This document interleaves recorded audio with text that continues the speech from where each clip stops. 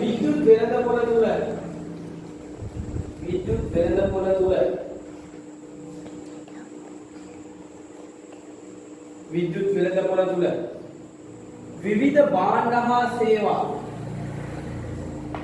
විද්‍යුත් වෙළඳපොළ තුල විවිධ භාණ්ඩ හා සේවා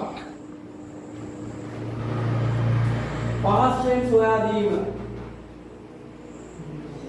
විද්‍යුත් වෙළඳපොළ තුල විවිධ භාණ්ඩ හා සේවා පහසුවෙන් සොයා දීම විද්‍යුත් වෙළඳපොළ තුල විවිධ භාණ්ඩ හා සේවා පහසුවෙන් සොයා දීම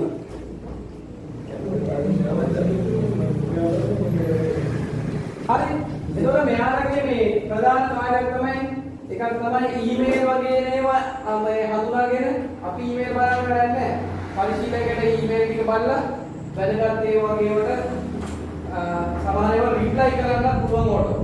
හරි? මේ අපි දීලා දෙන උපදේශ අනුව ඒව තෝරලා අවශ්‍ය පිළිබඳ විශේෂ දරුවන් කිරීම කරන පරිශීලකයට.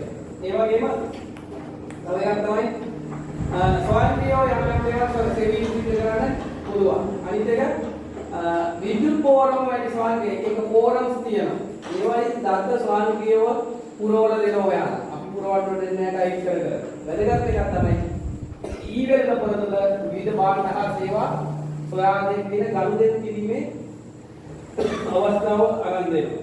හරි? ගනුදෙනු කිරීමේ අවස්ථාව සලසන දෙනවා.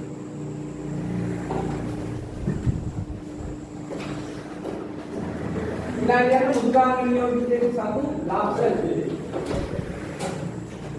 බුදුකාංග නියෝජිතයෙකු සතු ලාභ